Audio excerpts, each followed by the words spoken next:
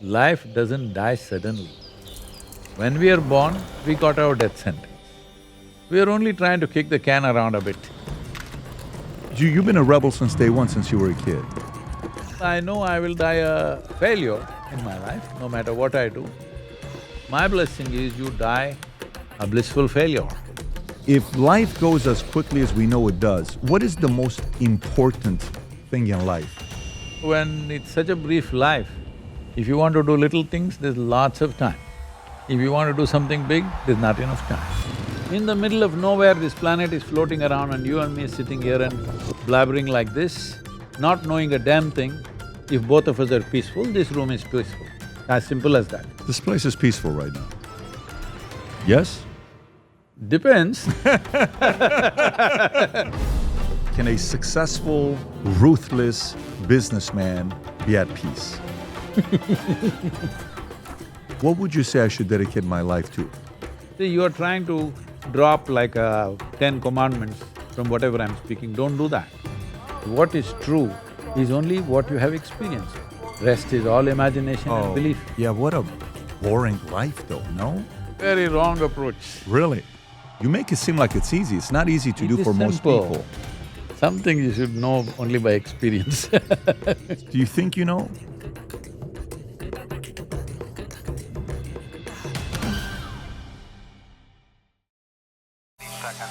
Did you ever think you would make it? I feel I'm so close, I can taste sweet victory. I know this life meant for me. Adam, what's your point? The future looks bright. That tape. My handshake is better than anything I ever saw. It's right here. You are a one-of-one? My son's right about I it. don't think I've ever said this before.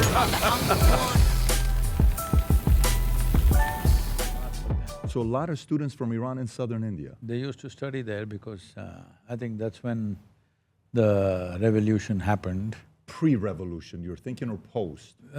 When that happened, when the Baha'i people, mostly Baha'i people were all studying in India, like thousands of them. My sister married a Baha'i guy. Yeah, Baha'is, they believe you can get to heaven from 8 different prophets or 8 different ways, and it's a very interesting community.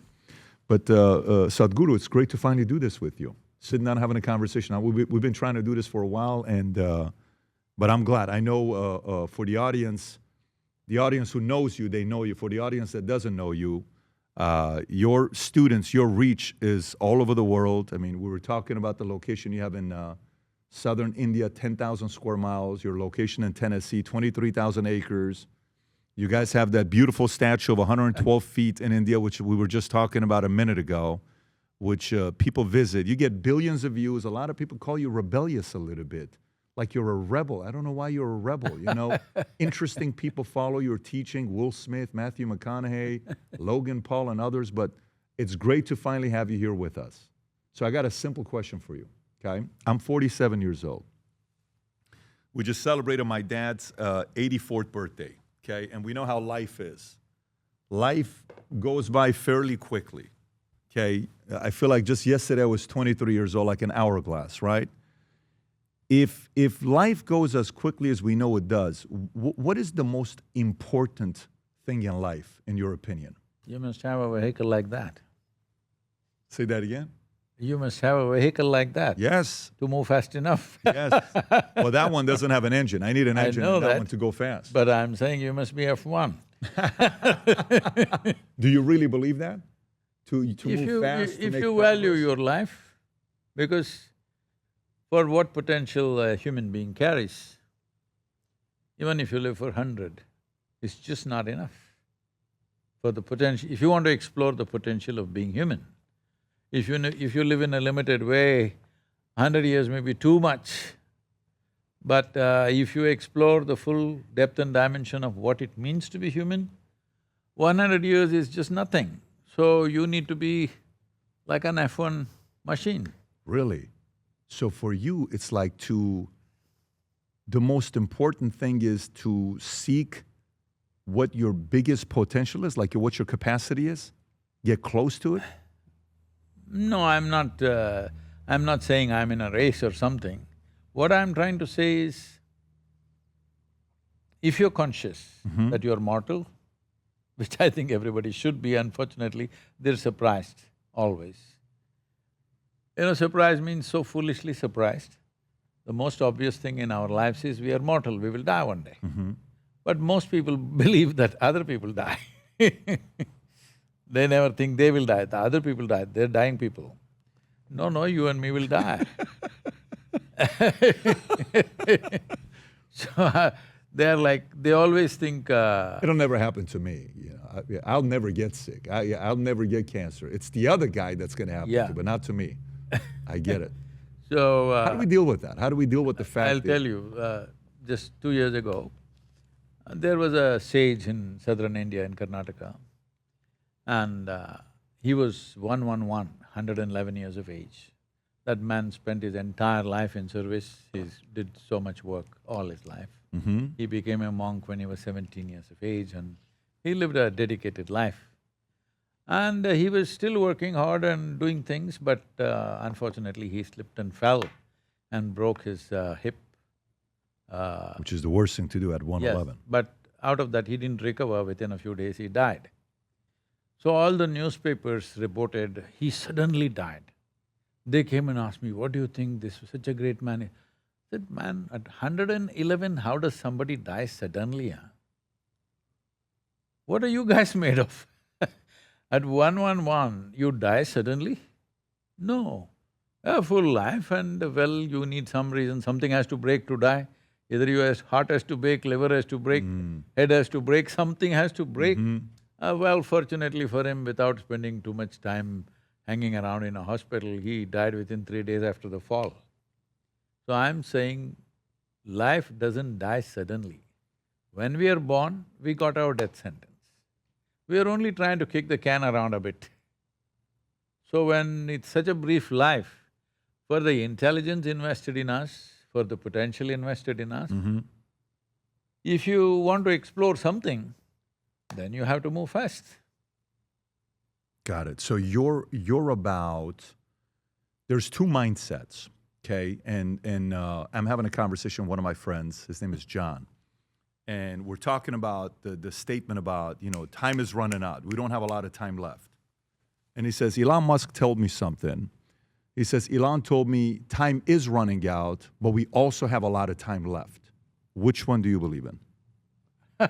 I don't believe anything. The fact is, time is running quickly. It depends on what you want to do with your life. If you want to do little things, there's lots of time. If you want to do something big, there's not enough time. Wow. Wow. And what's the difference? Because in not enough time, the big things require more diligence, the more focus. Why do you say that? Well, it needs more effort and time. It's like this, shall I tell you my sob story? Please. This happened when I was 25. One afternoon, I'm sitting somewhere and I'm fine, by that day's standards, I'm extremely successful. I've started about half a dozen businesses in about 5 years and all of them doing well, everybody clapping their hands. When everything that you're doing is working well and you're young and everybody clapping their hands, slowly you're beginning to think the planets are going around you, not around the sun. So I'm saying, I'm not arrogant, but I'm a bit cocky and there enjoying everything that's happening around me. And I just sat there in one place and suddenly I did not know which is me and which is not me. All that till then my life was, this is me, that's you. I have no issues with you, but that's you, this is me. Suddenly I did not know which is me, which is not me. I was sitting on a hill, everything felt like me. Like what was me was just all over the place.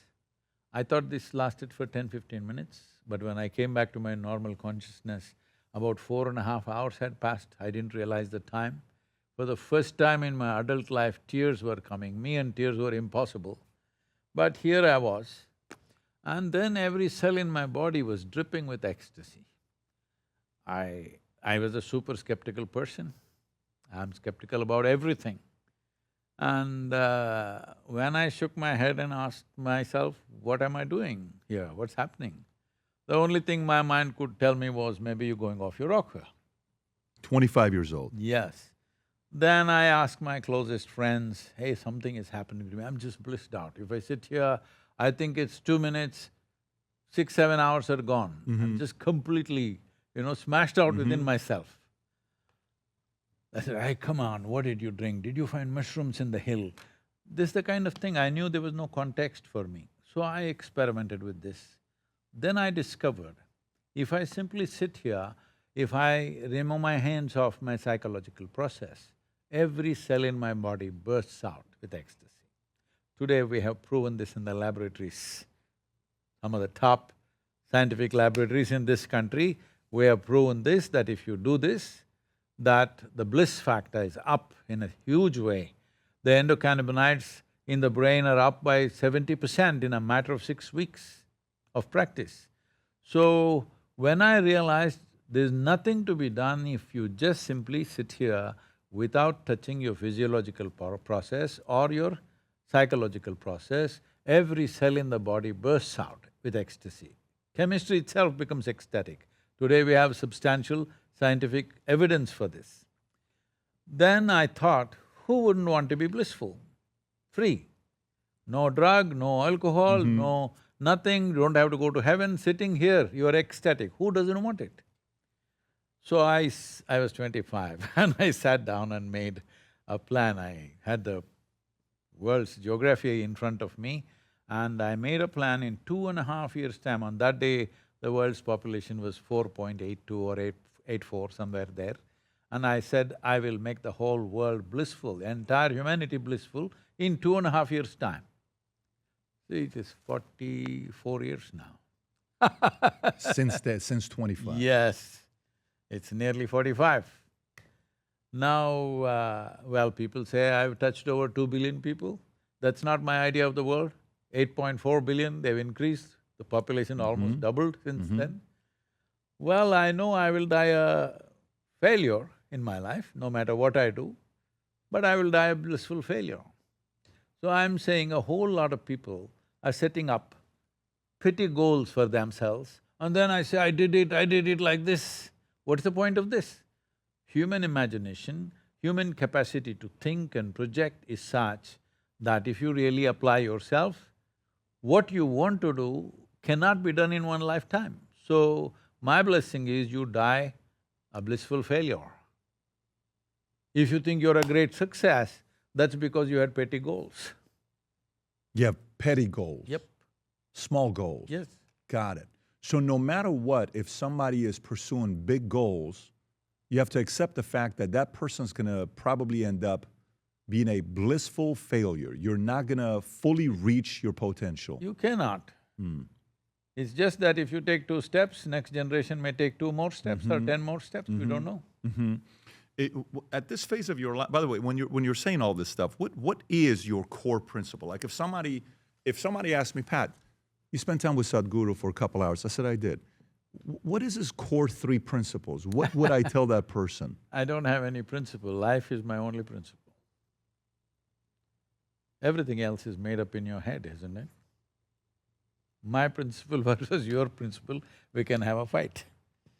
But if you ask this life and that life, it's the same thing. Tell me more. I'm saying, the nature of life on this planet is such, whether you take an ant or an elephant or a human being, fundamentally all life wants to do the same thing. It wants to become a full-fledged life. With an ant, we know what is full-fledged. He is always striving to be a full-fledged life. Just try to restrict him and see how he will fight for it. Little guy. Elephant, of course, he will fight. Everybody will fight, even including a plant is fighting to be a full-fledged plant or a tree. Only problem with a human being is, a human being does not know what is a full-fledged human being. He is always confused about it. Because in nature, nature has drawn 2 lines for all the other creatures. Between these 2 lines, they live and die. But for a human being, the top line has kind of faded away. So what is full-fledged human being is not defined. So essentially, a human being is free, but he's struggling with his freedom. It's like if you put a bird in a cage and feed it nicely, he becomes a fat bird. Then one day you take away the door, but he won't fly. Most human beings are in this condition. Though evolution has removed the top line for us, we could be anything we wish to be, we don't do that. We try to live like animals, identifying with limited things because we've gotten used to the comfort of the cage, that we don't mind giving up the flying. Cage where we feel like we are locked in and we can't be free. No, to go not live like the that, life? Or not what like that. cage are See, you talking people about? are always trying to bind themselves to something or somebody or whatever, because freedom is a scary thing. Sure, I agree. All the identities that people are taking up, whether of family or nationhood or religion or race or whatever else, essentially they're trying to bind themselves, to define themselves. But the whole process of evolution was to get us to a place where we could be beyond definition. All other creatures are defined, they are creatures, that's why. But you are the only one who's called a being, right? We don't call an ant being, an elephant being, we don't do that. Because they cannot choose how to be. They can only respond or react to the stimuli that comes to them. To some extent they can decide, but it's very limited. But once you're a human being, irrespective of what's around you, you can choose how to be within yourself. So that is why you're a human being.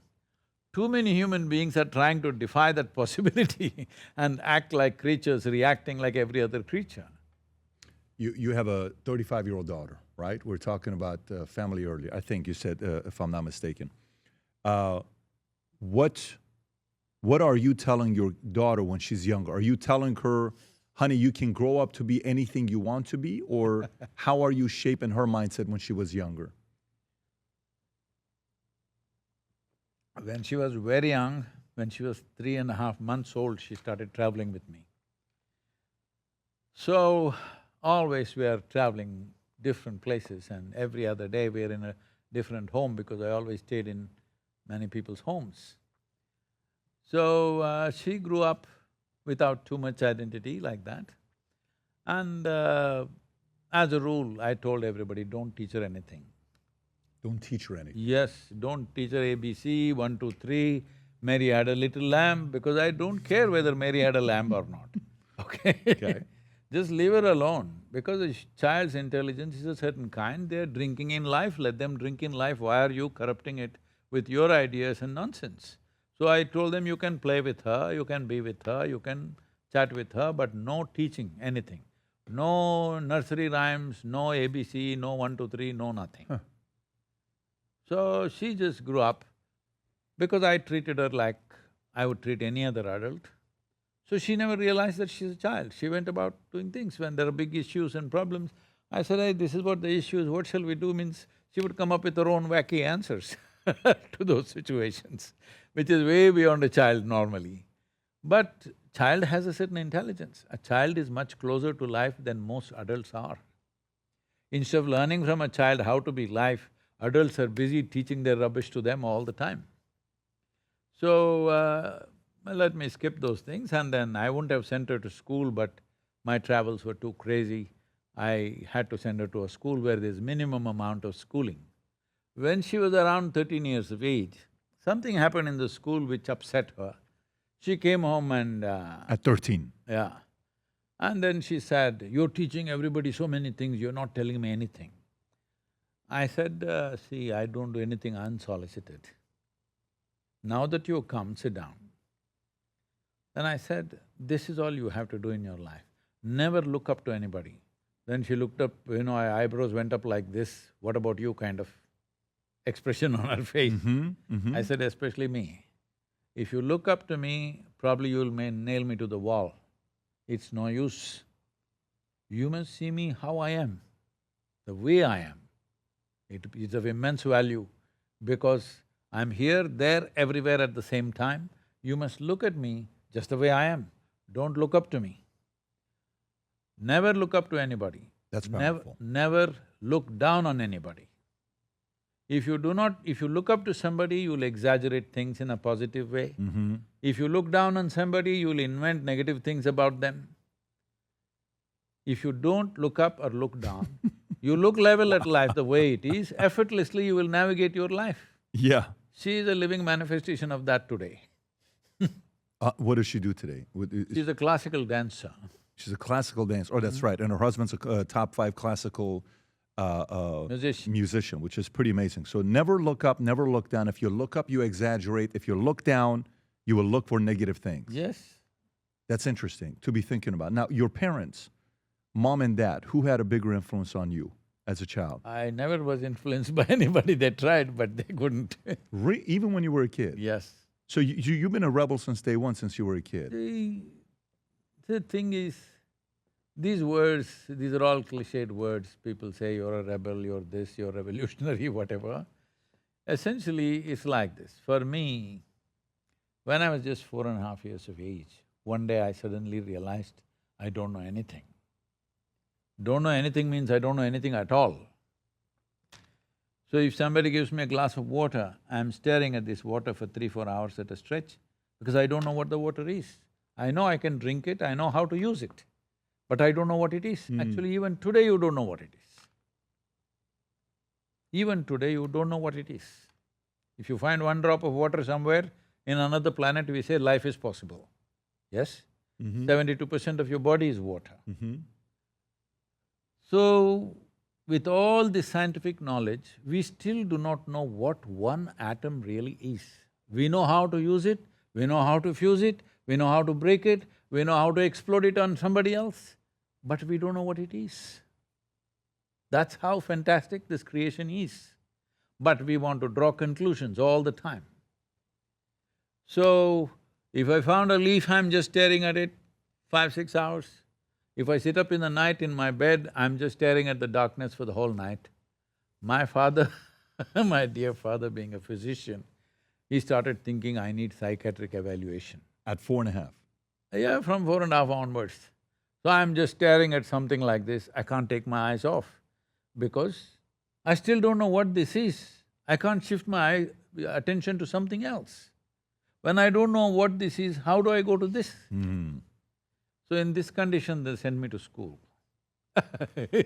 My mother said, you don't stare here and there, pay attention to the teacher. I went and paid attention to the teacher, the kind of attention they would have never received in their life. So initially they're talking something, I kind of understood what they're trying to say. Then after some time I realized they're just making noises.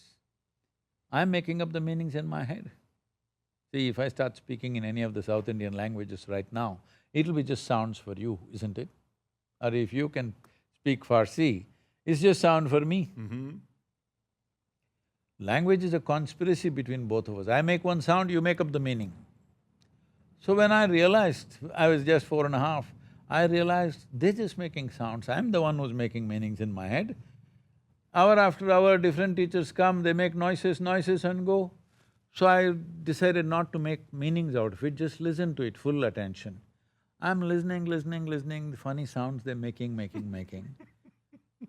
It was so amusing that a big smile spread on my face, but they were not amused.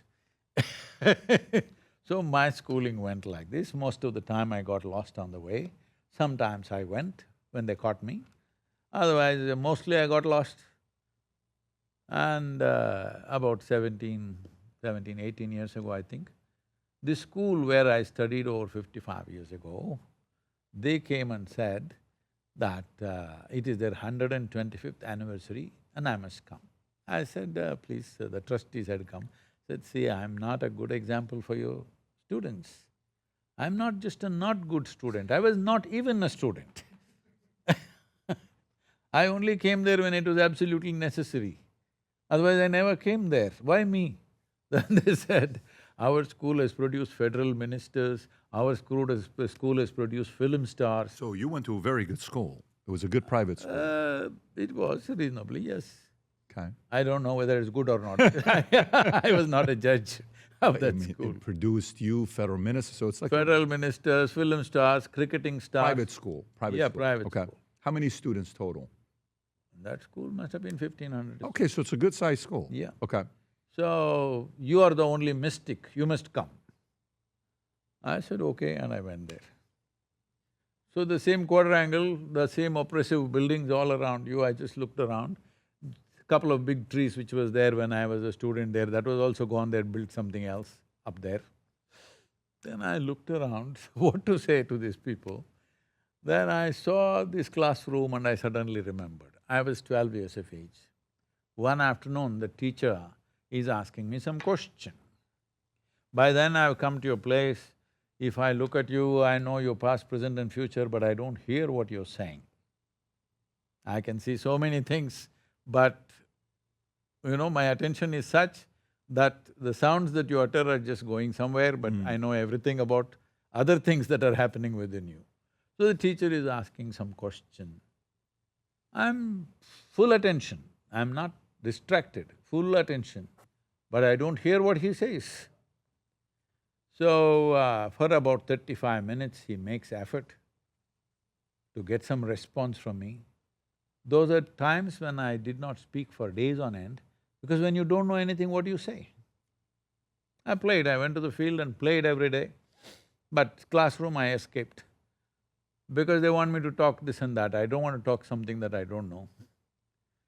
So, after 35 minutes, he got so mad with me. He held me by the shoulder, shook me violently like this. Teacher. And, you must be either the divine or the devil. I think you're the latter. Till then, my problem was, what is this, what is that, what is… I have a billion questions, a cloud of questions around me, because I don't know anything.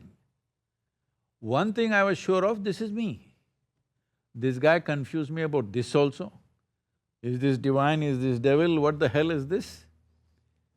Then I tried to stare at myself, it didn't work, so I started closing my eyes. My journey began. Initially minutes, hours, days, I close my eyes, close my eyes, close my eyes, and here I am. Got it. So meditation was a big part of your life. I wouldn't call it meditation because English word meditation doesn't mean anything. It's just intensity of life. Intensity of life. Yep. See, all you got is just life, rest is all made up in your head. Have you been to anybody's funeral? Many. Oh, why, what happened to you? I'm in the insurance business. So we sold a lot of policies. I thought it happened in Iran. No, Iran, military, insurance business, you get clients that pass away, but yeah, I've been to many. Okay. Have you been to many? No, I've been. Okay. So if you go to the funeral, that guy is lying down there, properly dressed and proper posture, that guy never had such a good posture in his life. Now he's proper like that. Yeah. You go and tell him, yesterday he was hopping around for many things, tell him, you won the Tennessee state lottery, $130 million. You think he's going to sit up? No. Why is he not interested? You tell him, we found a huge diamond in your backyard, will he sit up? No. When you're a young man, whatever you were interested in, underclothed young woman, you talk about them, will he sit up? No. What happened to him? He lost only one thing, life. How come he's lost interest in all these things? Because that's all you have. Rest of it is goddamn imagination, isn't it? You're misunderstanding your psychological activity as an existential process. This is the biggest problem with human beings. Your drama, you're thinking, is life. Drama that's happening in your head in the form of thoughts and emotions, you're thinking it's life itself. It's not life, it's your drama. You can conduct it whichever way you want. Because you're such a bad director of this drama, you think life is going wrong. Because you're such a bad director of this drama, you think life is going wrong. Tell me, if your thoughts and emotions just happen the way you want, will you be blissed out every moment? If it's the way… You want. Yes. Why don't you do that? That's all I did. I have not fixed the whole world, I fix myself. Yeah. But it's a very hard thing to, you make it seem like it's easy. It's not easy to It do is for most simple. people. Well, tell us how simple it is. Because, 99% of the world has a hard time with this. Say, do one thing. You are in Miami, you see only sunrises probably. But you do one thing, tomorrow you face west and try to watch the sunrise. Maybe you'll break your neck, it's very hard. So if you try to do something the wrong way, it'll be very hard. How you do things outside, if you try to do the same… if you try to employ the same method to do the subjective thing, of course it'll be very hard. What, from your experience, having dealt with as many people as you have, what do we waste most of our lives thinking about that we shouldn't be? Thinking itself is waste of time. Tell me more. See, a human being has intelligence and intellect. Intelligent and intellect. Yes. Okay. There is intelligence, there is intellect. What did you have for lunch or breakfast today? Alper, my Turkish chef, made me some Turkish food. It was good salad, good soup, and whatever the meat was, it was tender. It was good. Somebody died for you, That's all all I can right. tell you. So, whatever you eat, whatever that is, Uh-huh. plant, animal, this, that, are you using your intellect and digesting it? Or there's a deeper intelligence which is doing all this and making this into human body? I'm now using intellect. There's a deeper intelligence which is Sure. doing that. Yeah, for sure. So there is intelligence and there is intellect. Intellect works only with the limited data that you have gathered. Yes or no? Can you think of something that you've never encountered? Can I think of something I've never encountered? Never encountered, never heard of, you were not conscious of it. Can you think about that? Can I think of something Can I imagine a life I've never encountered? Yes. Can I think No. of something I've never encountered? No, you cannot imagine. You will imagine something which is an exaggeration of what you already know. Okay. You cannot think of something which is simply not… for which there's no data inside. Well, maybe I gotta find the mushrooms you took 40 years ago, because maybe… I didn't take the I mushroom. know, you were telling me, you thought you were on mushrooms. Others thought I was on Interesting. mushroom. So, See, okay, your so… intellect works only on data. Your intelligence is not of that sort. Your intelligence is life itself. Life is an intelligent process. So instead of being that intelligence, you've given too much value to this intellect. This entire thing has happened because, I don't know, people may think it's controversial, but this human thought has become very important only because of European influence on the world. Otherwise, in India, we don't attach any importance to what you think. You can think whatever you want because we know you can't think anything beyond your data. Can your computer operate beyond its data? No. Then why are people so insecure about AI? Because they know it'll handle data better than them. It's the fear. Some people are fearing that. Yes, because it'll handle data better than them. Sure. See, we have created a world where if you read 3 books, you can become a school teacher and screw up the next generation of people. You read 10 books, you become a professor and bore the hell out of people.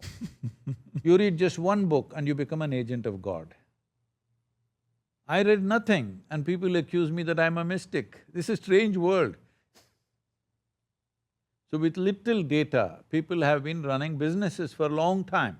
Now, a simple machine, your phone, can carry 1,000,000 times more data than your brains. So people are feeling insecure. Do you think there's any benefit to math? To mathematics? Mathematics. Well, that's the only thing which is… which human beings have kind of come to, which can connect with the physical realities of the existence if you take it to a certain level. Is there a benefit to it? Because you're saying don't think, so if you're No, saying no, you're no. in school, you're not listening to No, the teacher, No, no. Do we need math? Do we not need math? See, mathematics is not because of your thinking, because of observation. This 10 fingers are there because you're thinking you have 10 or because it is there? It is there. It is there. Right, So we just learn to count it in a certain way. right. But it is already there, isn't it? Sure. Yes.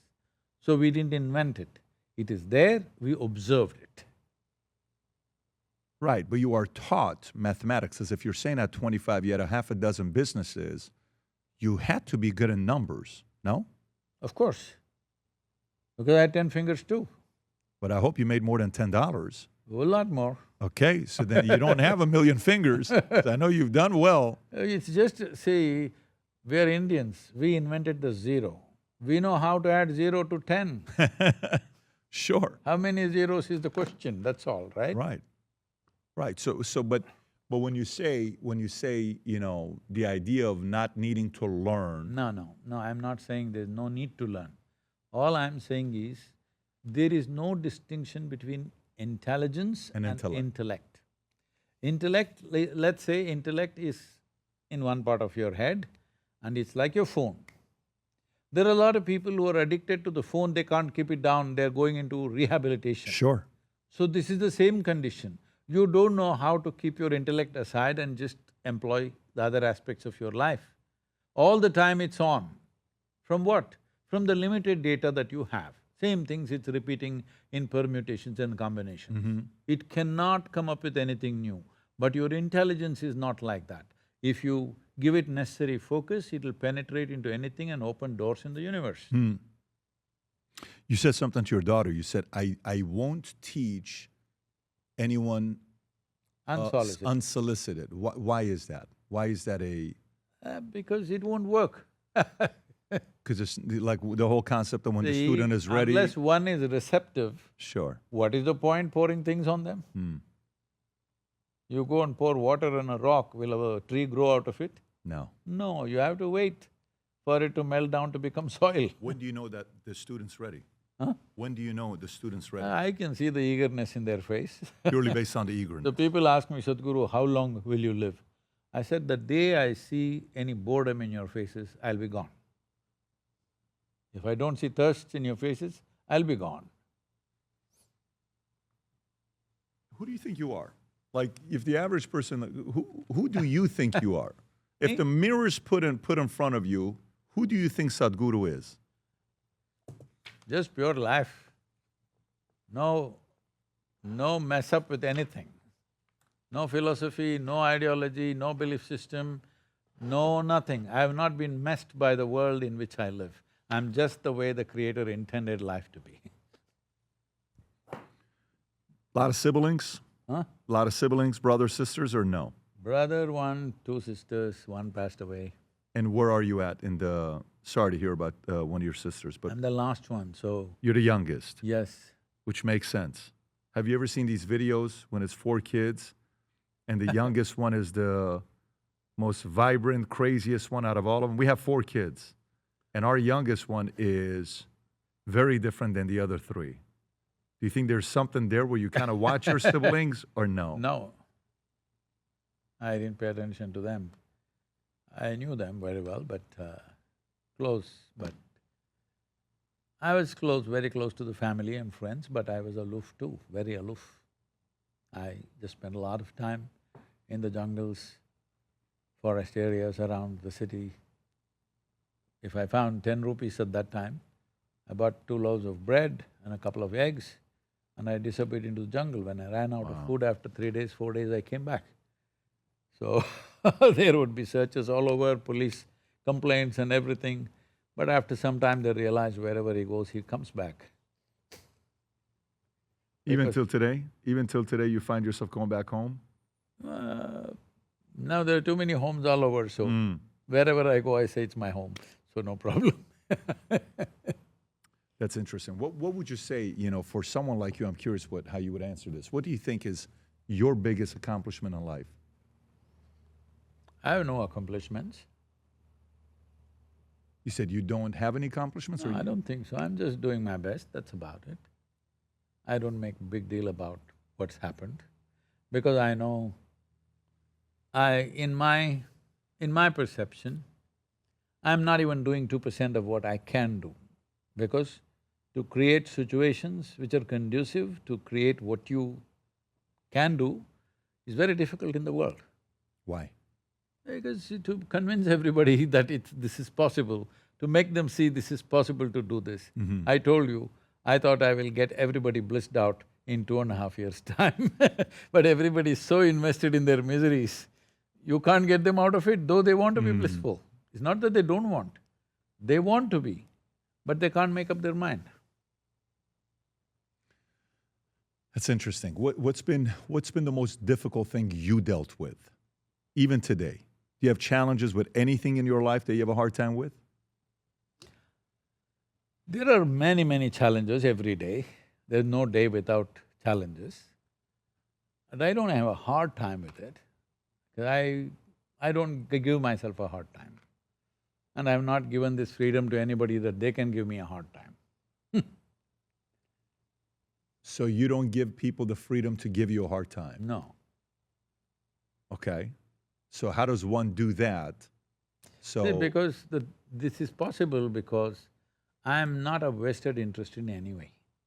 Right now, I get 100 people together and start doing this. If 50 people in that just go the wrong way or don't do it, drop it halfway, I will try to inspire them, get it done. But whether that's done or not done is not of any consequence to me personally. It's useful to people. If it happens, it's good for the world. Well, if you are the world, if you don't want to do it, that's about it. So, wherever I see any possibility, I start something. People are always scared, Sadhguru, if it doesn't work, what to do? I said, if it doesn't work, what? What's the problem if it doesn't work? We made an attempt, it didn't work.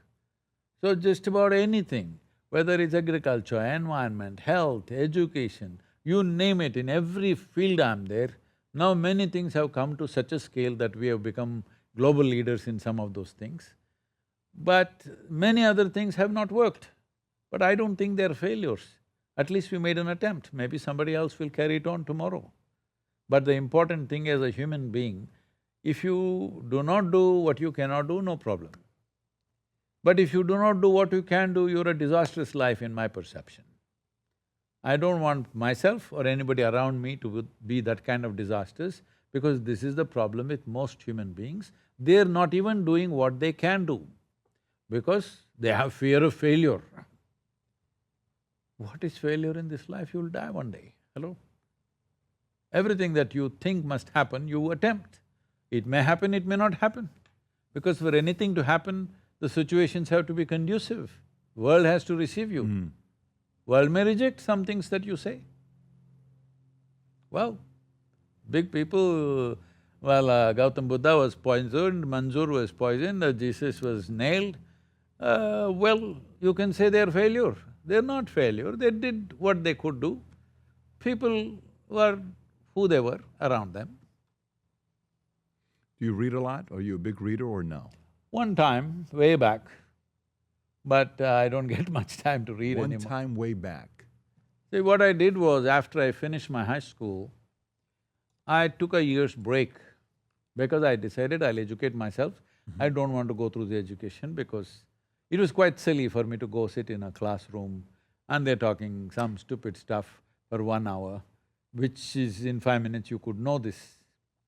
So I took a break, and this was a time when my family, who in India, education is valued as the most sacred thing, in that generation. In a big way. Huge way. In a big way. I mean, you guys got IIT, you guys got the whole culture is about Especially education. if your father is a physician, you have to become a physician, That's it's right. compulsory.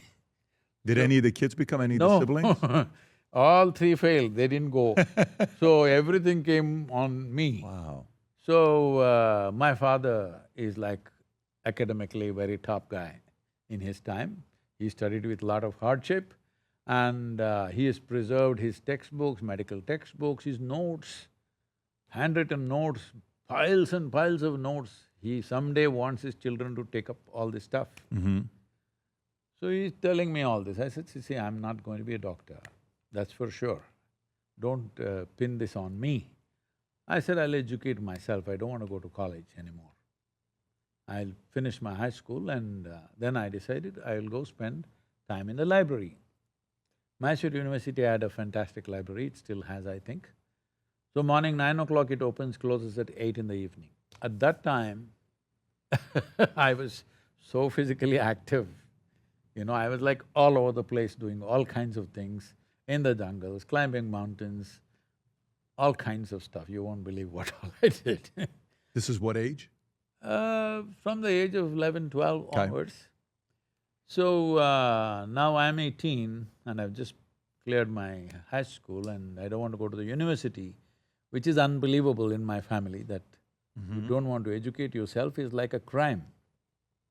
It's not just a simple sabbatical as it is seen today. At that time it was, if you don't go to the university, your life is finished. That's the understanding. So I went and sat in the Mysore library, Mysore University library. At 9 a.m. when it opens, I'm there. I eat a big breakfast at home and go because I'm such a big eater at that time. I would eat almost 10 to 12 times of what I'm eating today. Stop it. Really. I never put on weight because my metabolism was like that and my activity was like that. So I'm not somebody who can bear hunger, I have to eat. But that 1 year I ate only one breakfast and came back in the night and ate dinner. It was huge suffering physically. But I sat there and read just anything and anything, from popular mechanics to Homer, to National Geographics, to this and that, literature, philosophy, particularly geography caught my attention. I read a lot about the world geography. That 1 year I gobbled up lots of books. Lots. How long ago was that? Huh? How long ago was that? I was 18. So you have not read anything since then?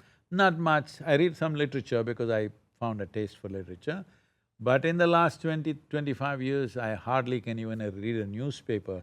When I'm in India, I get to read newspaper. Here, even getting a newspaper is tough. I can't read on those iPads and all, I don't feel like it's a real thing to read. Do you think reading is a waste of time? You think there's benefit in reading? No. How do you view reading? See, I'm not reading for, let's say, I never read anything spiritual, ever. Not the Bible, not the No. Buddhism, none of… None of nothing. I read literature. I loved literature. I read a lot of poetry. I wrote a lot of poetry. And I read a lot about world geography. Why geography? Why interest in geography? Land always took me. I cycled across South India just to see the land. Then I crisscrossed India on my motorcycle many times over at that time. So, because for me, the land, not going anywhere in particular, simply end to end till I hit the border, I go and again turn back and ride another direction. Like that I rode. Because for me, drinking up the land, even today, I just do those kind of rides. I rode across Canada, I rode to Tibet last year. I know you're big on motorcycles. You definitely like to do that. It's not about the motorcycle, it's about the land.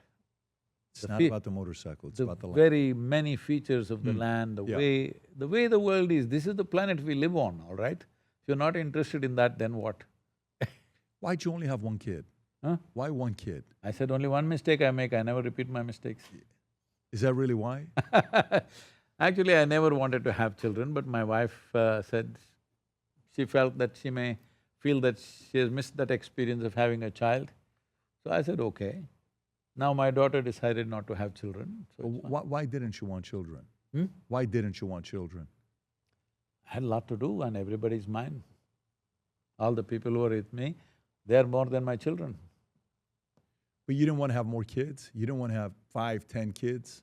I have millions of them. But your own blood, that didn't do anything for you as a man growing up, that you wanted more kids? It's up to you whether you have children of your blood or of your spirit. For me, children who are of my spirit are more important than blood. Tell me why. Because kinda it's more strange to s- significant. Children of your spirit are more important than the children of your blood? Yes. More significant? It is. So you're saying you could have a child of your blood that is not of your spirit.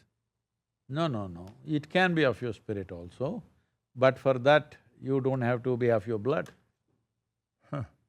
So what do you think is the biggest accomplishment in a man's life? You hear different proverbs, will say a man should do 3 things in his lifetime: have a child, plant a tree, write a book. What do you think is the biggest accomplishment for a man? This whole thing with Valuetainment and PBD Podcast started with a phone, me and Mario. That's it. And it grew today to, 15 million subscribers almost and 164 full-time employees. And that relationship, or you watching us and supporting us, wouldn't happen without you.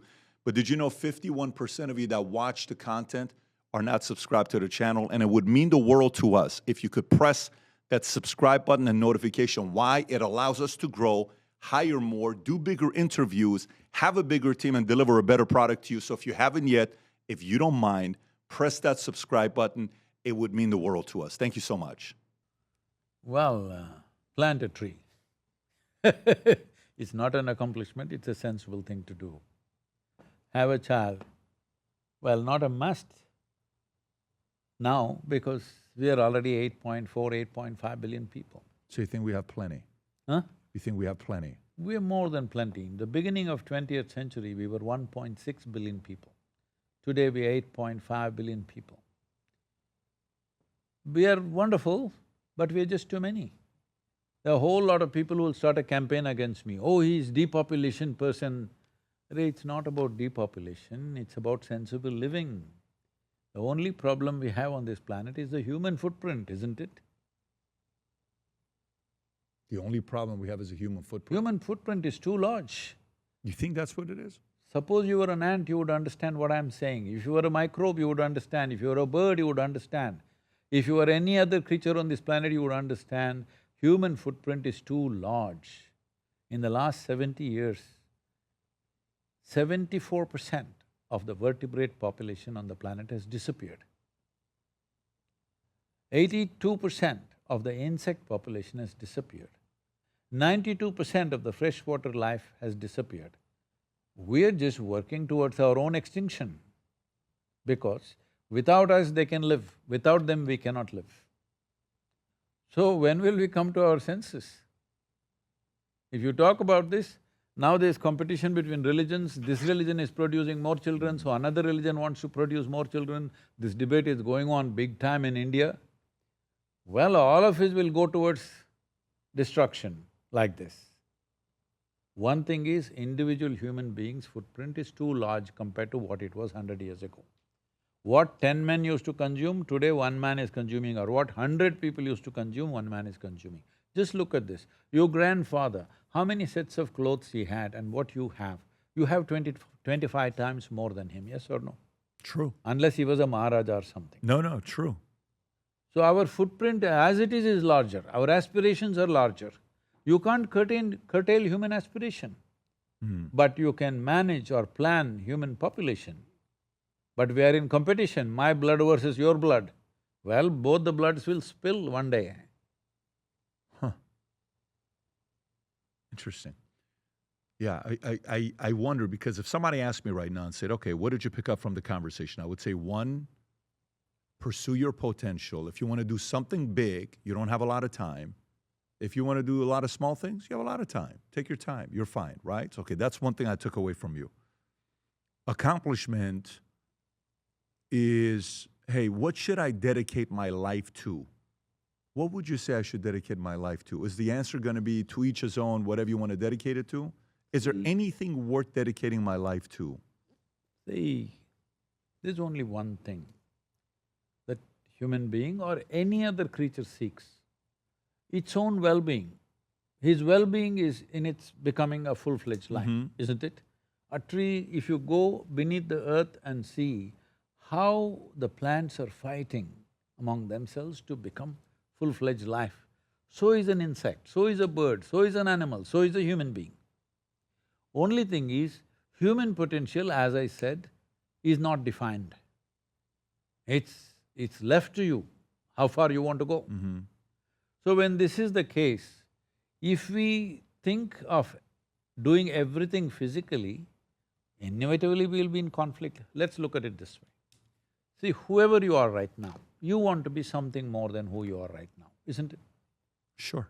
Everybody, I'm saying. Sure, yeah. So if that something more happens right now, then what? Then more. Something more. Sure. Okay, that happened, what? More. Something more. So how much more will settle you? Nothing. Oh, you already know this, you're enlightened. No, it means I don't think we ever will. That's what I'm saying. If I make you the king of this planet, will you settle down? No, you will look at the moon. Sure. If I give you the moon, will you settle down? You look at the rest of the solar system. If I give you one galaxy, will you settle down? You look at the next one. Because there is something within a human being which doesn't like boundaries. So, you want to expand boundlessly. Right. If you want to expand boundlessly, you and me will naturally become conflict if you try to do it physically. Physically, if you try to become boundless, is there a conflict or not right now? If you try to occupy this whole room, is there a conflict between the other people who are here in this room or not? Immediately there is. Not right now, I mean, maybe not for me, but No. You want to expand physically. Sure. So you want to occupy all the space. Right. Naturally there's conflict with somebody else Yeah, because I for also sure. want to expand. Yes, competition. Yes. Yes. So I'm saying once you realize your fundamental goal is to expand limitlessly, Wow. you must understand it cannot be done physically. The moment you realize that, that is when you turn spiritual. Cannot be done physically, because you're limited. No. Physical is a defined boundary. Right. You call something physical only because it has a defined boundary. If I take away all the boundaries of your body, you don't have physicality left, isn't it? So, but the longing to expand is limitless. So obviously it cannot be done physically. Is that a bad thing to be that ambitious? Is there No, a you're… time where… No, you're not getting me. This is not about ambition. This is the fundamental nature of our consciousness. It wants to expand limitlessly. What you call as ambition is a constipated condition of your consciousness.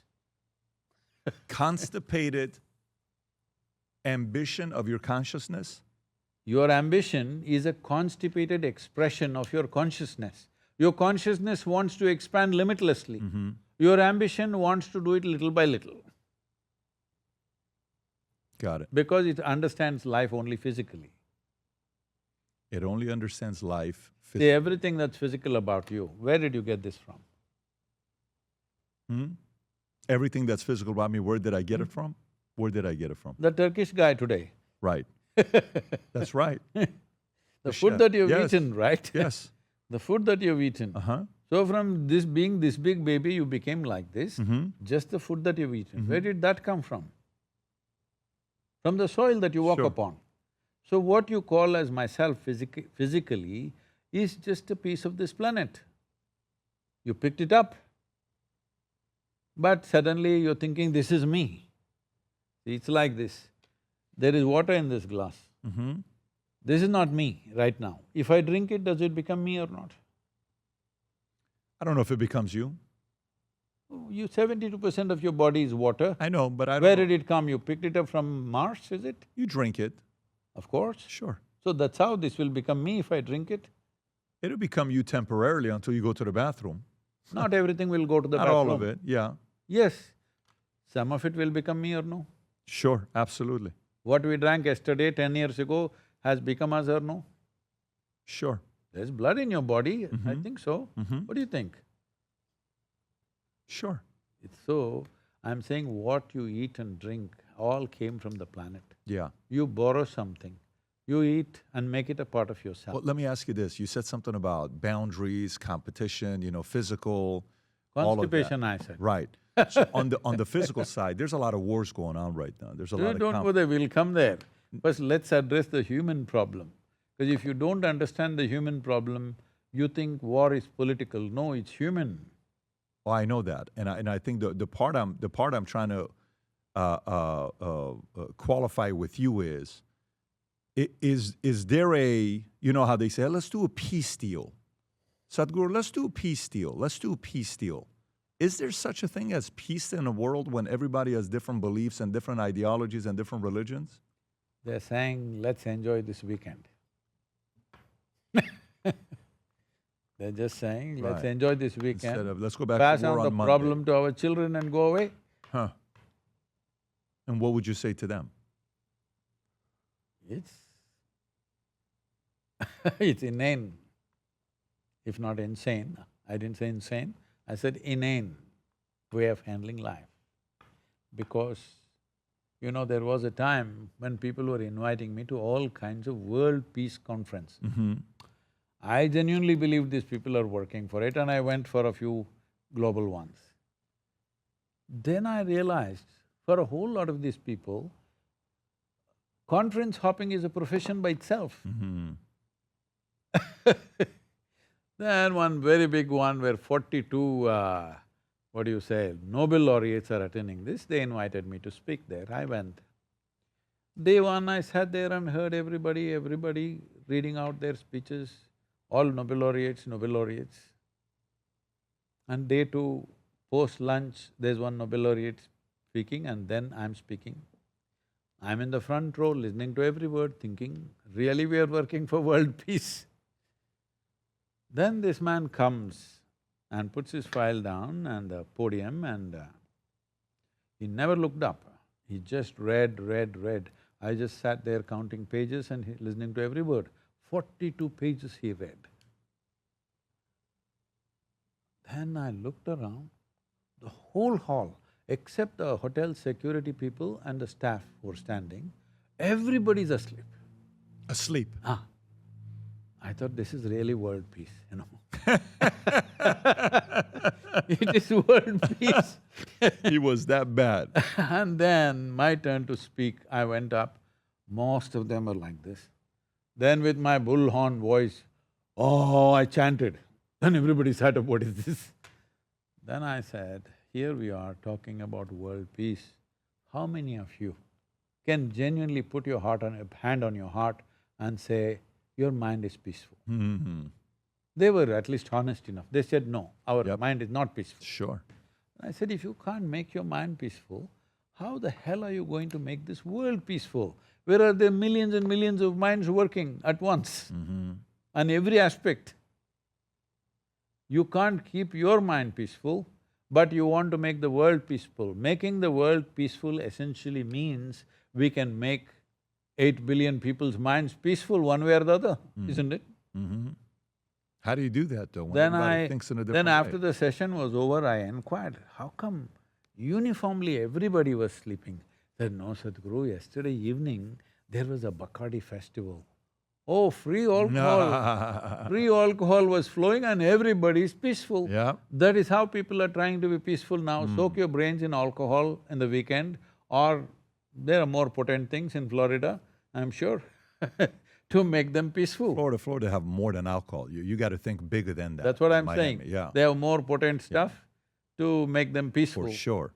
See, if you knock out your brains, you will be peaceful. If you remove half your brain, you will be always peaceful like this.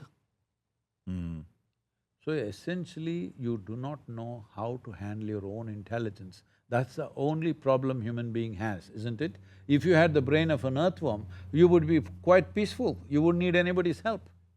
If you had a brain of who? Earthworm. And you would be eco-friendly too. Interesting. So then the It's question… not interesting, it's a fact. But I want to stay on this though. What do we do? Is it more to accept the fact that if we all have different values and principles and things and religion and God and whatever you want to say it, are we forcing people to get along? Is that like an impossible thing? Because more these guys talk about peace, the more I'm hearing force than I see peace. Because peace means freedom is out. You better listen to me to be at peace. How do we do that? I must tell you this. I was to speak at Tel Aviv a few years ago, before all these situations happened. I'm flying from Atlanta. Some technical issue with the airplane and it got delayed. I was supposed to land at 11 in the morning, speak at 6:30 in the evening, but I landed at 6 in the evening. I'm flying an American airline. You know, there's nothing edible on the plane. They're throwing some dog parts to you, which I don't eat. So I'm famished by the time I land there. 6 o'clock I land. I have no time, So I change quickly in the airport and rush. And this never happens to me, but on that day, I'm speaking in a fine restaurant in Tel Aviv. I thought, this is a great place. When you're this hungry, this is the best place to come, but I have no time to eat. I can at least imbibe the smells. As I walk in, people have already come in, many of them, and they're greeting me. And one guy comes and says, "Shalom." I ask him, what does it mean? He says, "This is the highest way of greeting." I said, "That's your opinion. Tell me, what does it mean?" He said, "No, it's really the highest way of greeting." I said, "It's all right, what does the word mean?" He said, "It means peace." I said, "See, in South India, where I am from, in the morning I go and tell somebody, 'Peace.' He will ask, 'What's wrong with you?' Whatever you're denied of for a long period of time will become the highest goal in your life. If I deny you food Wow. for 5 days, then, there's a joke in India, that if you go and ask a beggar, how much is 2 plus 2? He says 4 chapatis. Right? Your consciousness gets filled with those things which you're deprived of. So you come to America, everybody is saying, love is God, God is love. Arey, love is a human emotion, human beings need it to be pleasant to each other. Whether people are saying the core of universe is love, why the hell does core of universe to be loving, huh? It has enough gravity to hold things together, I'm glad. I'm not expecting core of universe to be loving to me. You as a human being, if you're loving, you feel pleasant and wonderful within you. Your emotions are pleasant. Or let me put it this way.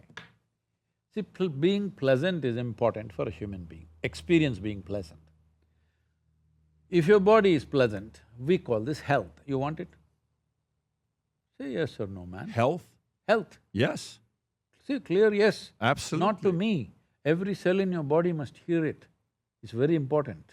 Oh, listen, I definitely want health, especially after I tore my ACL 2 days ago. So I want a lot of health. Yes. Tell all the cells in your body, I want health, because those guys can mess up your life so badly if they misunderstand you. If I say, do you want health? You say, suppose they don't understand what you want. So pleasantness in the body is called health. If it became very pleasant, Yeah. we call it pleasure. You want it? Yes. If your mind becomes pleasant, we call it peace. You want it? Absolutely. If it becomes very pleasant, we call it joy. Huh? Absolutely. All day.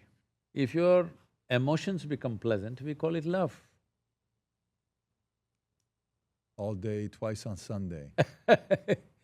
If it becomes very pleasant, we call it compassion. If your very life energies become pleasant, we call this blissfulness. If it becomes very pleasant, we call it ecstasy.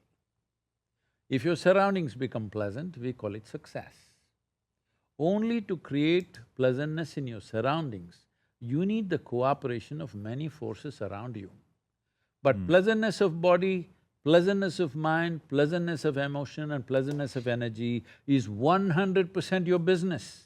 If this one thing everybody gets, they being wonderful human beings is a reality. Right now, somebody thinks it's in a bottle, somebody thinks it's in heaven, somebody thinks it's in a philosophy, somebody thinks it's in a man or a woman. Everybody is trying to squeeze it from somewhere. But a simple reality is this: human experiences are manufactured within yourself. Human experiences are caused from within. What is within, if you try to squeeze it from outside, what will happen? Let me tell you this story. A potato farmer one day had a desire to eat apples. So he went to the apple tree. But out of sheer habit, he started digging for apples. He dug quite a bit and no apples, so he dug furiously. Then the tree came down on him. This is the reality of the human being right now. For what is inside, you're digging up the whole goddamn world, turning it upside down, in pursuit of human happiness and well-being. That is what is destroying the world, isn't it? It is. So I'm trying to see what I took away from what you in said. is the only way out. You want to write down, in is the only way out. In is the only way out. Out, if you're looking for well-being.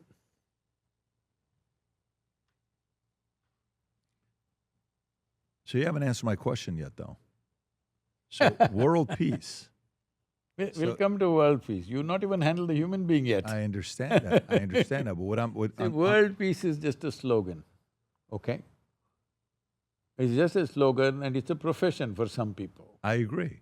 That's what I agree. My impression is that. My impression is they've made it into a business. Yes?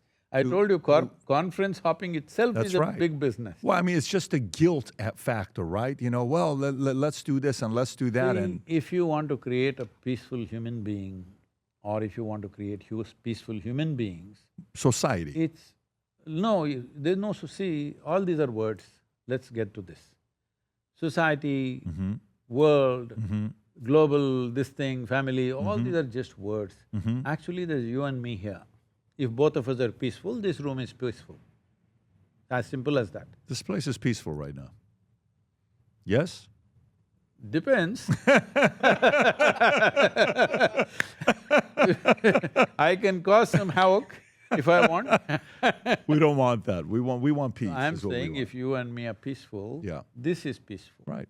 If like this, if 1 million people are peaceful by themselves, the town is It's peaceful. easy with 2. It's hard with 1 million. It's even harder with 1 billion. No, it is not even easy with two. Two people, you know how much violence happens between them verbally and stuff. More violence than two nations, much more happens within families, Yeah. okay?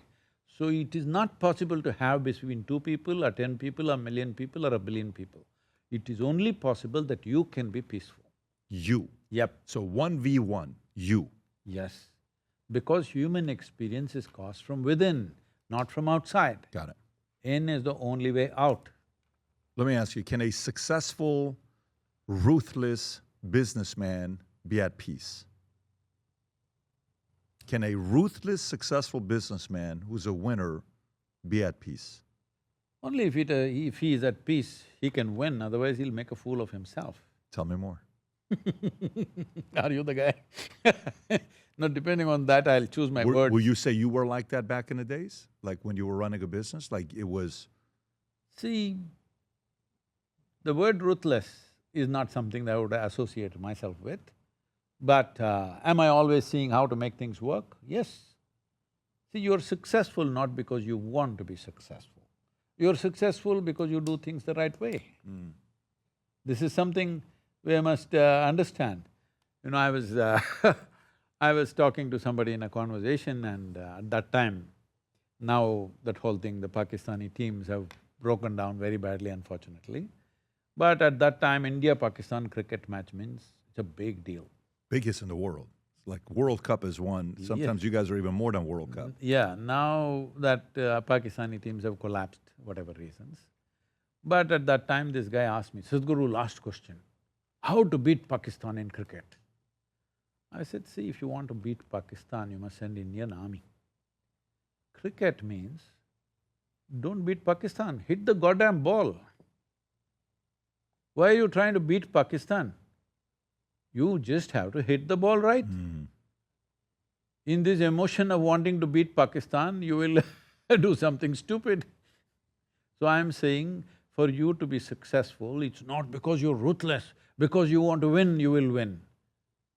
It is because you do things right. If you want to do things right, you need insight, inspiration and integrity. If you're a loner in your business, inspiration and insight will do. But if you have to inspire 1,000 people around you, you need integrity. If there is no integrity, you can't inspire anybody. People will not be inspired or trustworthy if they don't see you as an inspiration. And you will be inspiration only if they see you with a very highest level of integrity. Otherwise, people will go away. So you think that's the highest value of a man? A man No. of integrity? No, I'm saying to make things happen in the world. See, you are trying to drop like 10 commandments from whatever I'm speaking. Don't do that. No, that's not what I'm doing. I'm trying to see for you because I'm very comfortable with who I am as a man. I'm not somebody that's uncomfortable. I didn't say that. I am, no, but listen, at one point in my life, you're in search and then you get very clear with your life and you pursue. But I love talking to other people who have clear philosophies to see what… See, what if somebody doesn't have a philosophy but they have clarity? I think clarity is a byproduct of having clear philosophies. No. Philosophy means you become a one-track mind. And with a one-track mind, you look like you're clear, but you will collide with something. All fanatics are very clear. They're even willing to die because they're very clear where they're going. It's very dangerous. Those people who will not let you make the world peaceful. What clear belief system do you have? What do you believe in that nobody can contradict you? Like where you can't go and say, man, I never thought about it that way. I don't believe anything, nor do I disbelieve anything. I just look at life the way it is. Isn't that important?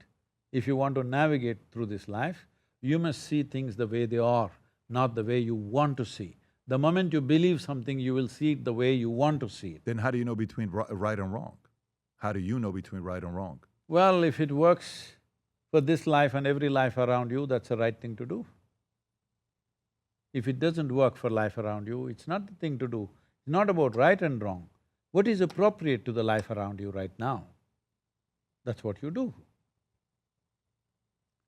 What is appropriate for the life around you right now? That's what you do. So you're saying what may be right today could have been wrong 100 years ago? Oh yes, of course. Tell me more. See, right now in Tamil Nadu, where I come from now, a great hero 1,000 years ago meant Ayira Ane Konnavan. This means one who has slain 1,000 elephants, he's a heroic man. Because at that time, that guy did it with a spear or a sword and there were elephants and elephants everywhere.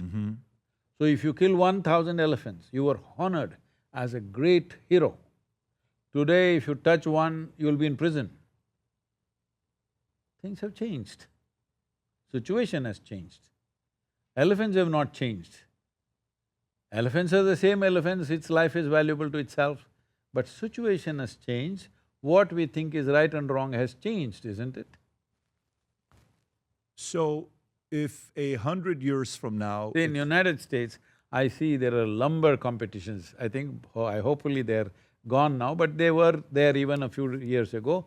Lumberjacks with an axe, how quickly can you knock down a tree? They still do it till today. It's very competitive. Even today, on ESPN, till today. So that would have been a great thing when people came from Europe or England or wherever.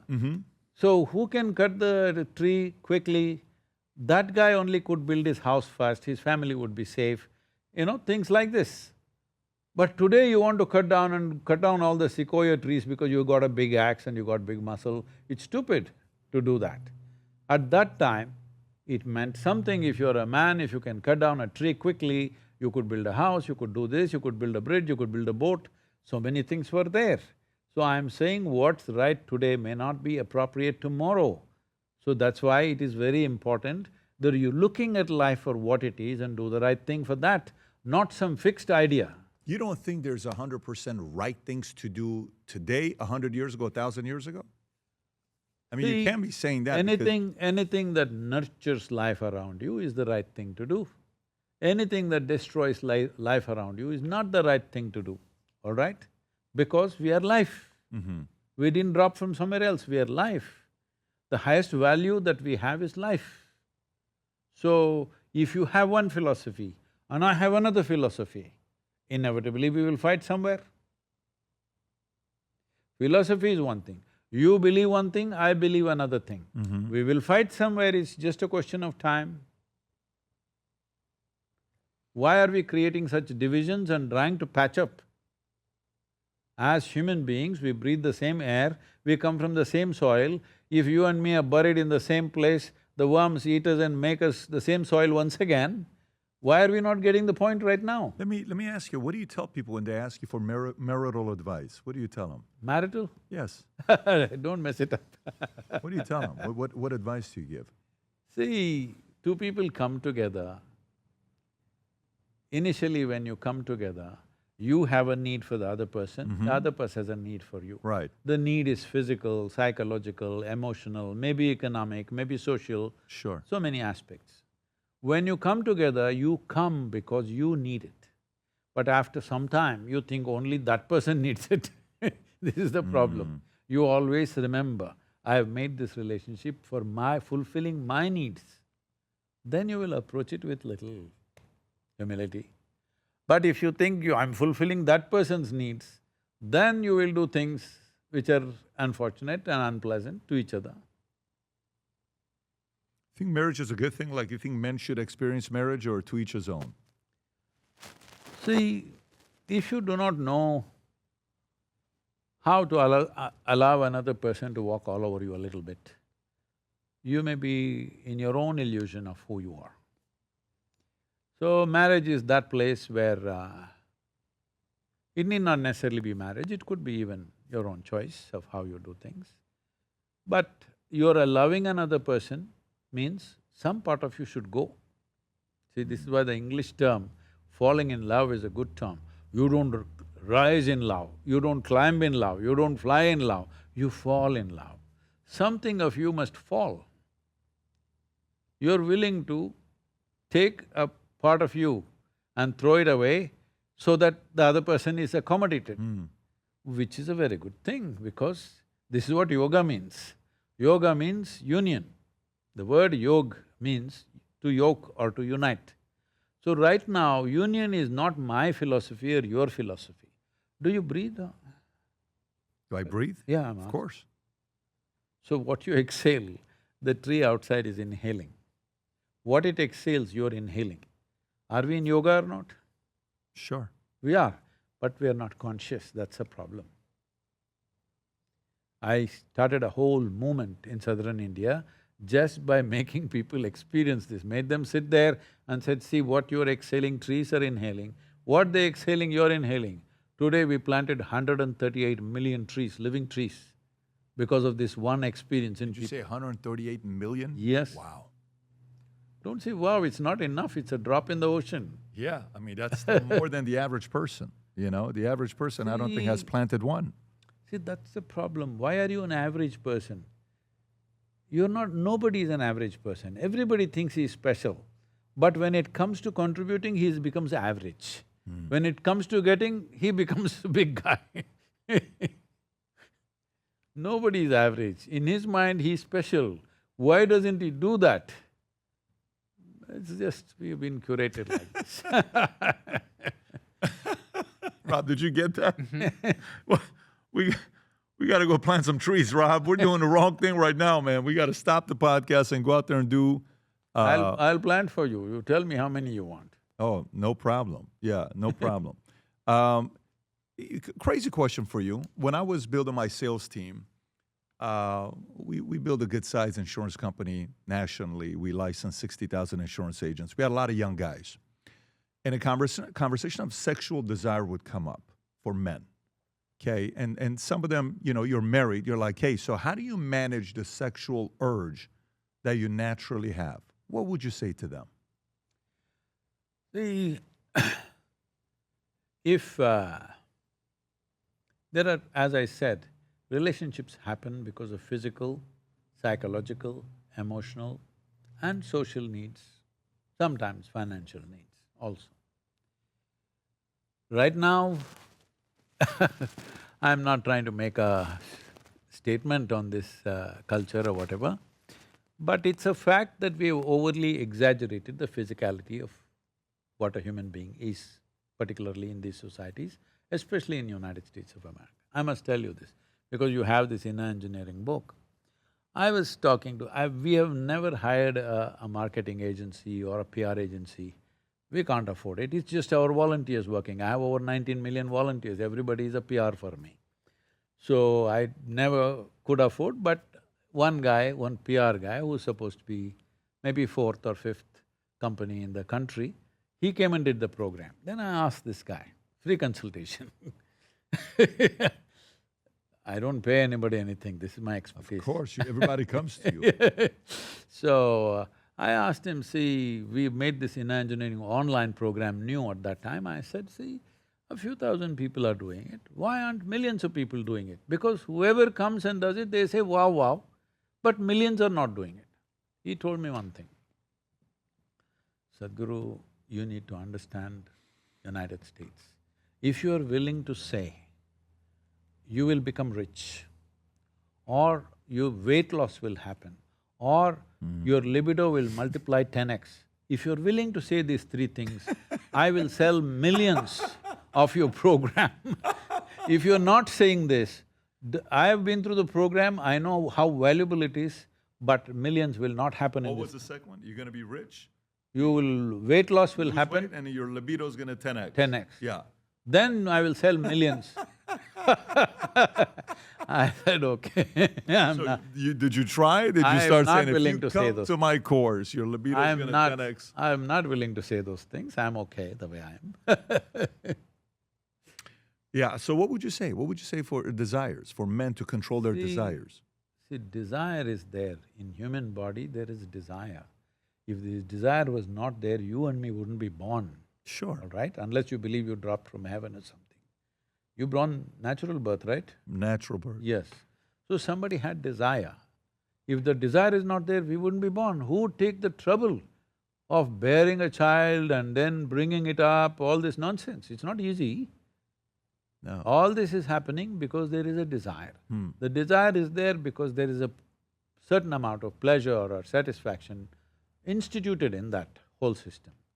But how much of it is there, if you look at it? If you just take it as a physicality, it's a certain percentage of one's life. But right now, we are pushing it into people's minds. See, it's like this, if you have money in your pocket, it's a good thing, it makes your life comfortable. If there's no money in your pocket, today you have to see, where is my bread? You can't do anything creative in your life. So your bread is assured, your shelter is assured, things are assured for you. This means you can think of your activity raising to a different pitch. Similarly, money should be in the pocket. If it gets to your head, you'll get sick. Similarly, sexuality should be in the body. It's gotten into the head, it's a kind of perversion. Too much in the head. People are trying to read sexuality everywhere because everybody's following that Freud, Sigmund Freud guy. Well, he himself was quite sick, fearful of death, you know that? He wanted to go to Egypt, he couldn't travel because he's scared of seeing the mummies. He was a weird guy. And that guy was giving all solutions to you, all the best. And a lot of people followed it. Yes, even today, Yeah. a lot of principles are from him. You think so? Yes, On the sexual side? yes. Wow. He's the Such one as? who said everything is libido. Right. Well, isn't he the guy that he had fantasies with his mother or something? Like, a little weird. You know the story with this, with Sigmund Freud? He talked about every… Yeah, there was Everything is libido, right. okay? Yeah. So, okay. So I'm saying it is not in the right place. If it's in your body, it's a limited sphere of life. Right now it's entered your head, it looks like everything is like that. This is something you must cure the society of. Right from childhood, we are cultivating our children like this. And they will suffer this, they will not enjoy this. Most human beings, I'm telling you, even in America where there is so much promiscuity or openness to sexuality, even here most people are suffering the urge rather than enjoying the urge, because it's like that. If it's not in the right place, if it's in the body, it has its own beauty. But if it enters your head, it'll become a kind of perversion, it rules you. Promiscuity? No, I'm not even saying promiscuity, it's individual choice what people do, but it should not be in your head, it should be in your body. Yeah, I had a husband and wife that worked with me 20 years ago. Harmy and his wife sing.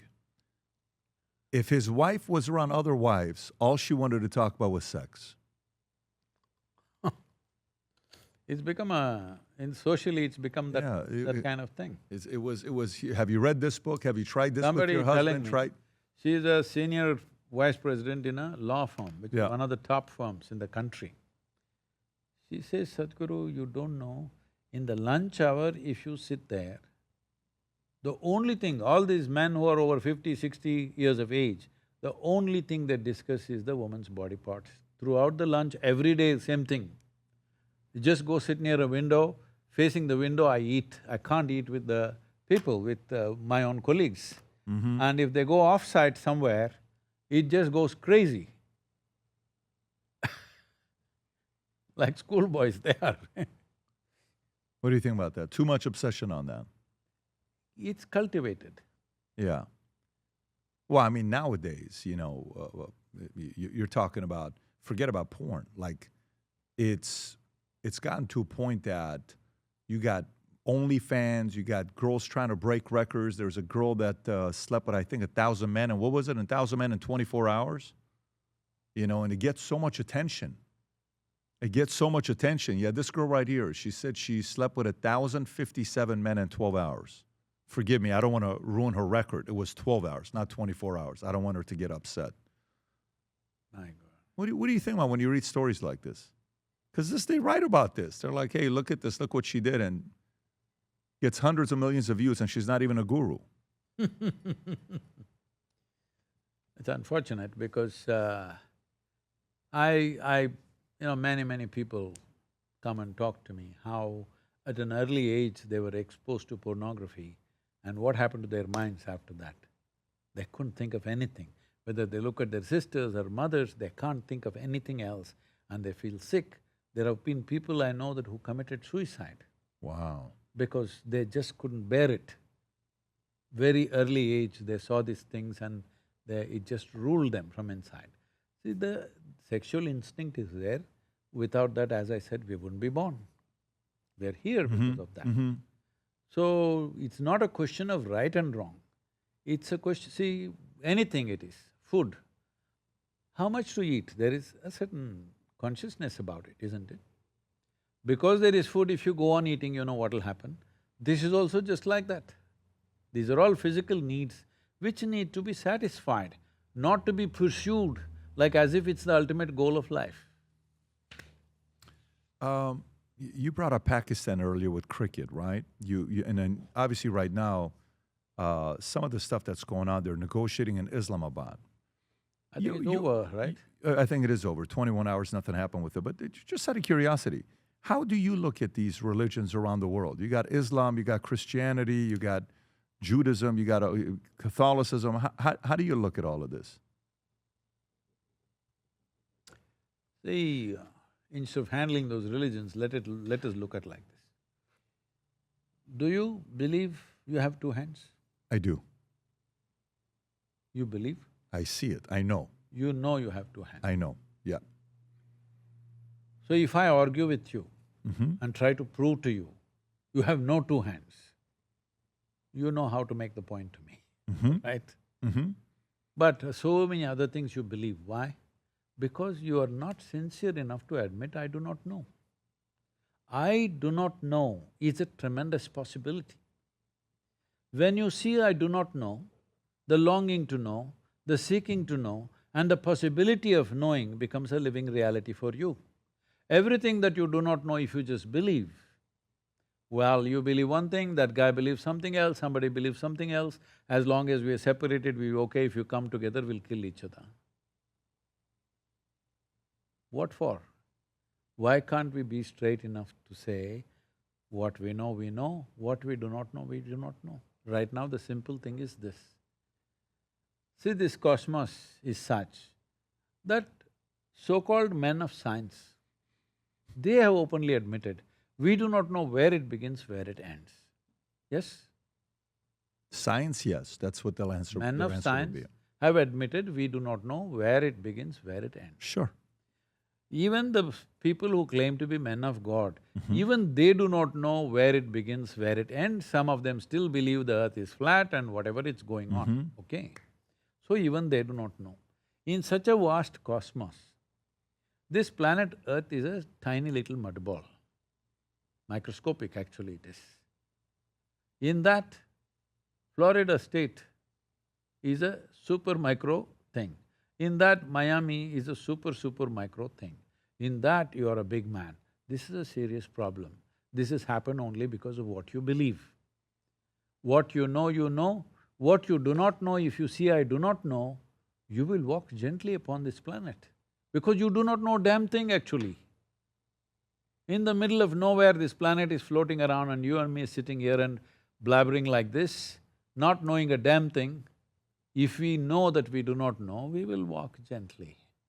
Right now, everything that we do not know, we believe, and this is it. You should not talk about peace.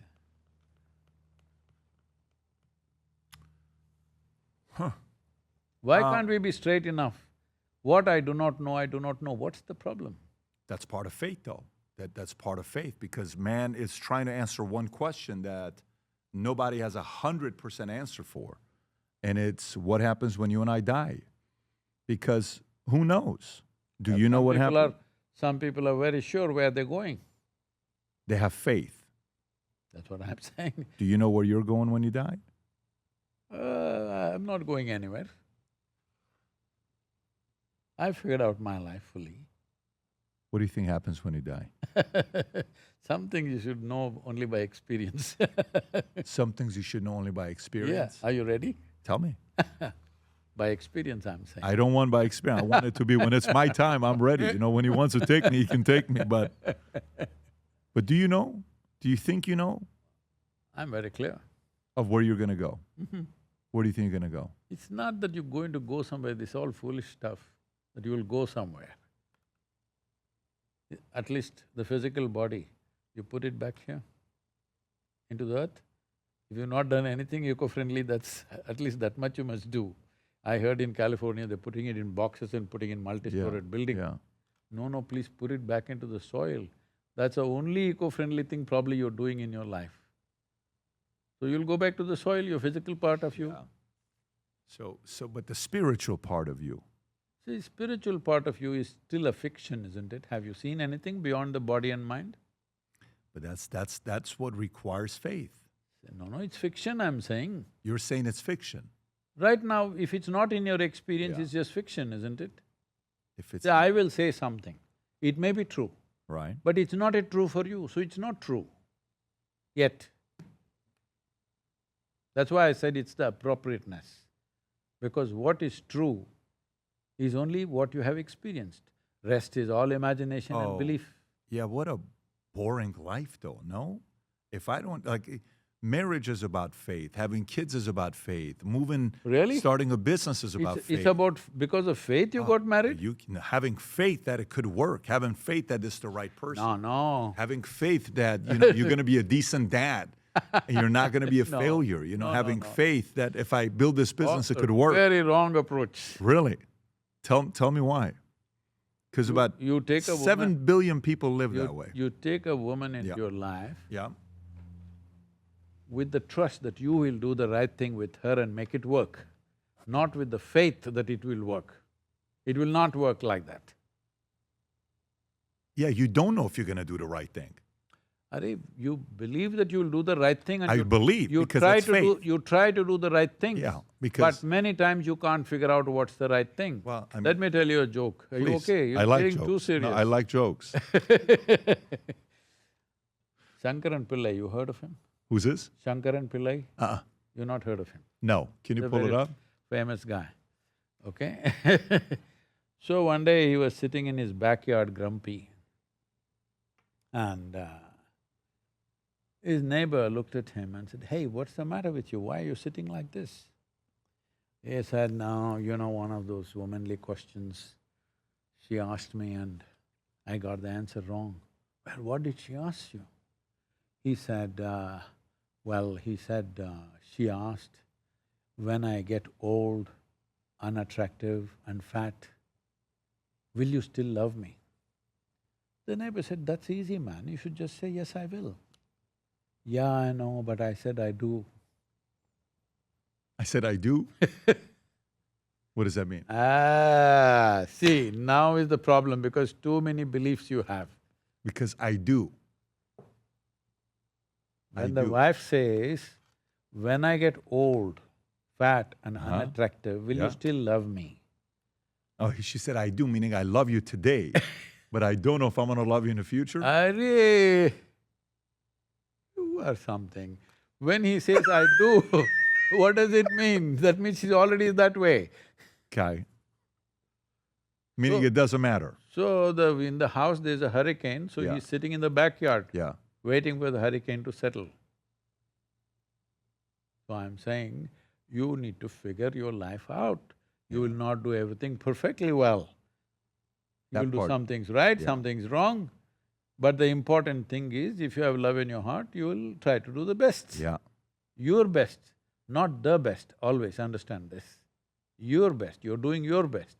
You can't do the best because nobody knows what is the best. Only people who have religious beliefs, they think they are the best. Nobody knows what is the best. My best I can do today. I don't know if my best is the best. It's, it's a good point because sometimes you're constantly comparing yourself, right? And if you compare the best versus your best, as long as you're doing your best, Where is the best to compare yourself to? there's statistically in business and life and sports, you can always compare to somebody who has done better than you financially, subscribership, viewers, more, more people, more followers, more this, more that. We all follow numbers. You gave a bunch of numbers today. You said you have 19 million volunteers earlier, 10,000 square miles in South India that I'd want to go visit. No, 10,000 square miles of forest, not our land. 10,000 square miles of forest. Forest behind us. Got it. And that's where the 112-foot statue's at, right? I want to see that. I'd like to come one day, come visit and see it. So bring Is your the children, food good they'll over love there? it. Is food good over there? Huh? Is the food good over there? Because the food was Food- phenomenal in Mumbai. Once you taste our food, you may not leave. Okay. Well, then I look forward to that. But what could you tell us about these two books? Rob, can we put the link below as well for the two books? Well, inner engineering is like a little bit of introductory for the program itself. The program is a seven-step program, which is life-transforming, which millions of people have done around the world. Well, it is not a philosophy, it is not a belief system, it's not an ideology, it's not even a teaching. They're tools or let's say technologies for well-being. That will increase your business, make you rich, lose weight, and your libido will 10x. You were saying it, I refuse to say that. It'll enhance you as a human being, okay? If your idea of a human being is being a lecherous fool, it's up to you. But it'll enhance you as a human being. That means all aspects of your life will enhance. Above all, you will learn to do your life better. It is not that somebody is going to enhance you. These are like tools. See, there is a screw in this furniture. If I ask you to remove it, if all your 10 nails go in your 10 fingers, still the screw is right there. You can also try your teeth, you lose a couple of them. You would. But if I give you a screwdriver, in 1 minute you'll remove this. Yep. So this is how important a tool is. We must understand this. Human beings are dominating this planet right now only because of our ability to use tools, isn't it? As there are tools in the world, technologies in the world, as there is a science and technology to create what we want around us, to create what we want within us, there's an entire science and technology. It is this science and technology that we refer to as the yogic sciences. But unfortunately, in United States of America, yoga means Lululemon pants and twisting and turning and looking like a leftover noodle. No, yoga is an entire scientific system. When Adiyogi, the first yogi whose image you will come and see, when he gave the yogic system, he gave 112 methods. Not asanas or practices, methods, entire sciences, 112 ways in which a human being can seek their ultimate well-being. 112 ways. One method may suit you, But that guy may not be willing to go that way. So for him, there's another method. For me, there's another method, 112 ways. Why 112 ways is, we recognize there are 112 junction points in the body, energetically. So we can work on each one of them in a different way and change the very chemistry of the system. Today we have a center in the… in Beth Israel Hospital, which is a teaching medical hospital for Harvard Medical School, where we have identified, proper studies have been done, 70% enhancement of endocannabinoids in your brain. That means you just blissed out within 6 weeks of practice. Simply if you sit here, you blissed out. Who wouldn't want it? Everybody wants it, but they're not willing to do it because they think it'll happen from somewhere else. This is one thing that humanity needs to understand. Human experience is caused from within. Is it so? Is it so, 100%? I agree. Yes. Yes. When it's caused from within, why is it not happening the way you want it? Because you're in compulsive reaction to something else. So your numbers, your money, your grades, are you better than somebody, worse than somebody is not the point. See, when you begin with life, you want pleasantness of experience. If you are continuously pleasant, you will feel that's insufficient. Then you want profoundness of experience. These are the only two things you're seeking. Whether you seek a bottle or drug or God or heaven or temple or meditation, this is all you're seeking. Pleasantness of experience and profoundness of experience. So this is a scientific approach to that aspect of human longing. I love it. Rob, let's make sure we put the link below. Sadhguru, you have a great sense of humor. You don't say those three things, okay? No, you don't say those three things, but I said it earlier though, to make sure. You can say it, I can't say it. I said it earlier. I said that earlier, and our next campaign's gonna be, if you come to this conference, you're gonna be rich, you're gonna lose 40 pounds, and your libido's gonna 10x. We'll see you next Friday at the conference. We're gonna see if we can sell more tickets with that. But sir, truly, I genuinely enjoy talking to you, and I've been watching your stuff for many, many years. I'm glad we finally had to sit down and talk. And what I love most about you is your energy is so smooth, and then you are sarcastic, and you have a sense of humor, and I learned a lot today. So I appreciate your time. I could tell you a lot of jokes, but you didn't get my joke. Well, that one I do, it took me a minute. It took me a minute. I had to get a little bit more clear on what I do means instead of I will. Big difference between the two, right? But thank you so much for coming out. Truly, I appreciate it. Thank you so much for your time. This was great. You know, this whole thing with Valuetainment and PBD Podcast started with a phone, me and Mario. That's it. And it grew today to, 15 million subscribers almost and 164 full-time employees. And that relationship, or you watching us and supporting us, wouldn't happen without you. But did you know 51% of you that watch the content are not subscribed to the channel? And it would mean the world to us if you could press that subscribe button and notification. Why? It allows us to grow, hire more, do bigger interviews, have a bigger team, and deliver a better product to you. So if you haven't yet, if you don't mind, press that subscribe button. It would mean the world to us. Thank you so much.